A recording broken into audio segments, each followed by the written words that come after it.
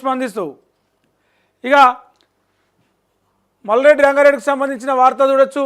నాకు మంత్రి పదవి ఇవ్వాల్సిందే, రంగారెడ్డి జిల్లా కోటాలో కేటాయించాలి, కుల సమీకరణలు అడ్డం వస్తున్నాయి, ఇప్పటికే రెడ్డిలు ఉన్నారు, బీసీలకు మంత్రి అవకాశం ఇస్తామని చెప్పేసి ఏమన్నా అంటే మాత్రం రాజీనామా చేస్తా, వేరే వాళ్ళని గెలిపిస్తా.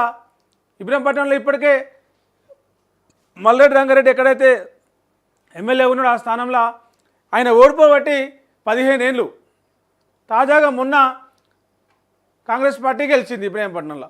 మళ్ళీ ఇప్పుడు కనుక నాకు ఇవ్వకపోతే నేను రాజీనామా చేస్తే మళ్ళీ కాంగ్రెస్ పార్టీని గెలిపి వేరే వాళ్ళు గెలిచేటట్టు చేస్తా అని చెప్పేసి డైరెక్ట్గా ఆయన ఒక సంచలన వ్యాఖ్యలు అయితే చేసిండు. రంగారెడ్డి జిల్లా కోటాలో తనకు మంత్రి పదవి ఇవ్వాల్సిందేనని మల్రెడ్డి స్పష్టం చేశారు. ఈ విషయమై మల్రెడ్డి శనివారం హైదరాబాద్లో మీడియాతో మాట్లాడారు. హైదరాబాద్ రంగారెడ్డి జిల్లాల నుంచి గెలిచింది తాను ఒక్కడినేనని మల్రెడ్డి గుర్తు చేశారు. ఒకవేళ కుల సమీకరణలో తనకు మంత్రి పదవి ఇవ్వలేకపోతే జిల్లా అభివృద్ధి కోసం అవసరమైతే రాజీనామా చేస్తానన్నారు. కాంగ్రెస్ రాష్ట్ర జనాభాలో అధికంగా ఉన్న రంగారెడ్డి జిల్లాకు మంత్రి పదవి ఉండాలని చెప్పారు.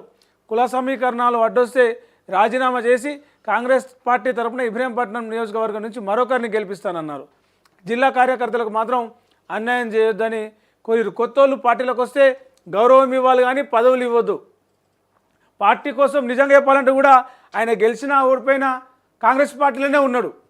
ఒకానొక దశలో కాంగ్రెస్ పార్టీ ఆయనకు టికెట్ ఇవ్వకపోతే అదే కాంగ్రెస్ పార్టీ జెండా పెట్టుకొని దాని మీద వేరే గుర్తు ముద్రించుకొని ప్రచారం చేసి కొబ్బరికాయ గుర్తు మీద ఒకసారి, ఏనుగు గుర్తు మీద ఒకసారి పోటీ చేసింది కానీ కాంగ్రెస్ పార్టీలోంచి అయితే బయటికి రాలే. అట్లాంటి నేను పార్టీలో ఎప్పటి నుంచో ఉంటున్నా, నాకు గుర్తింపు ఇవ్వాలి, నాకు గౌరవం ఇవ్వాలి, నాకు కనుక తగిన న్యాయం చేయకపోతే లేదు కుల సమీకరణాలు అడ్డొస్తాయి, బీసీకే ఇస్తామంటే నేను రాజీనామా చేస్తా, రాజీనామా చేసి ఇంకో బీసీని గెలిపిస్తా, అప్పుడైనా ఇవ్వండి, రంగారెడ్డి జిల్లాకు మాత్రం మంత్రి పదవి ఉండాల్సిందే అని చెప్పేసి ఆయన మల్రెడ్డి రంగారెడ్డి నిన్న మీడియాతో మాట్లాడుకుంటా అన్నాడు. ఈ మధ్యలో ఇక ఎప్పుడైతే కాంగ్రెస్ పార్టీ అధికారంలోకి వచ్చిందో ఇతర పార్టీల నుంచి చాలామంది నేతలు, నాయకులు, మాజీ ఎమ్మెల్యేలు వచ్చి కాంగ్రెస్ పార్టీలో చేరారు. వాళ్ళందరికీ కూడా కొన్ని చోట్ల పదవులు ఇచ్చారు. ఇప్పుడు ఫర్ ఎగ్జాంపుల్ ఆయన అరకపూడి గాంధీకి బీఎస్సీకి సంబంధించిన చైర్మన్ ఏదైతే ఇచ్చారో అట్లా పదవులు ఇవ్వద్దు. వేరే పార్టీలకు వెళ్ళి వచ్చిన వాళ్ళకు పదవులు ఇస్తే మరి ఇదే పార్టీలో కొన్నేళ్ళుగా పనిచేస్తున్న వాళ్ళు ఎక్కడ పోవాలి? గెలిచినా ఓడినా కాంగ్రెస్ పార్టీ జెండానే పట్టుకొని పనిచేస్తున్న కార్యకర్తలు ఇట్లనే కార్యకర్తలు ఎక్కడ ఉండాలా? వాళ్ళకు పదవులు ఇవ్వద్దా? వాళ్ళకు అధికారం వద్దా? వాళ్ళను దాన్ని ఏమంటారు సాటిస్ఫై చేయరా? ఇట్లా వేరే పార్టీలలోకి వచ్చిన వాళ్ళకి పదవులు ఇచ్చుకుంటూ పోతే పార్టీలో ఎన్నో ఏళ్ళకి వెళ్ళి పనిచేసిన కార్యకర్తలు ఉండరు. కాబట్టి వేరే పార్టీలోకి వెళ్ళి వచ్చిన వాళ్ళకు మర్యాద ఇరి పార్టీలో ఉండి పార్టీ కోసం పనిచేసిన వారికి పదవులు ఇవ్వండి అని చెప్పేసి ఆయన నిన్న మాట్లాడుకుంటా అంటాడు. రేవంత్ రెడ్డి ఢిల్లీకి వెళ్ళినప్పుడల్లా రాగానే మంత్రివర్గం విస్తరణ చేస్తారు, నామినేటెడ్ పోస్టులు ఫిల్ చేస్తారు. ఆ కాంగ్రెస్ పార్టీ వర్కింగ్ ప్రెసిడెంట్లు ఏదైతే కమిటీ ఉందో అందులో ఆ పదవులను నియమిస్తారు, కొత్త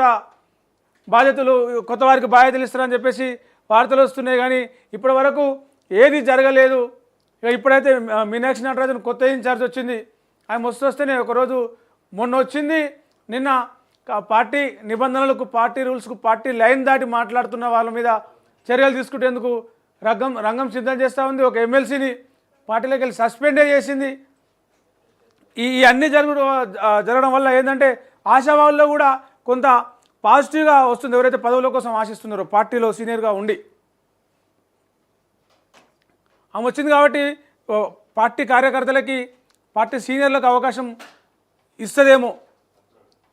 ఆల్రెడీ ఈ మన ఏమంటారు టీపీసీసీకి సంబంధించిన కార్యవర్గాన్ని లిస్ట్ ఆల్రెడీ పోయింది ఒకసారి అధిష్టానానికి. దాన్ని మళ్ళా కొత్తగా దాన్ని రీఫ్రెష్ చేసి కొన్ని కొత్త పేర్లు, కొన్ని పార్టీలో ఉండి పదవులకు దూరంగా ఉంటూ పదవులు రాక అన్యాయానికి గురైన వాళ్ళ పేర్లు ఉండే అవకాశం ఉందని చెప్పేసి చెప్తా ఉన్నారు. ఈ క్రమంలోనే మల్రెడ్డి రంగారెడ్డి అంటే ఈ కామెంట్ చేసి నాకు మంత్రి పదవి ఇవ్వాలి, ఒకేలా కుల సమీకరణం అడ్డొస్తే నేను రాజీనామా చేస్తా, ఇంకో బీసీని గెలిపిస్తా, కానీ ఇబ్రహీంపట్నంకి రంగారెడ్డి జిల్లాకు మంత్రి పదవి ఖచ్చితంగా ఉండాల్సిందే అని చెప్పేసి ఆయన డిమాండ్ చేస్తూ ఉన్నాడు. ఎందుకంటే హైదరాబాద్లో రంగారెడ్డి జిల్లాలో మొత్తం బీఆర్ఎస్, ఎంఐఎం, బీజేపీకి సంబంధించిన ప్రభావం చూపించింది. గెలిచింది ఒకలే అంటే ఈయననే అది. అట్లాంటి నాకే ఇవ్వాలని చెప్పేసి మల్రెడ్డి రంగారెడ్డి డిమాండ్ చేస్తూ ఉన్నాడు. ఇక మనం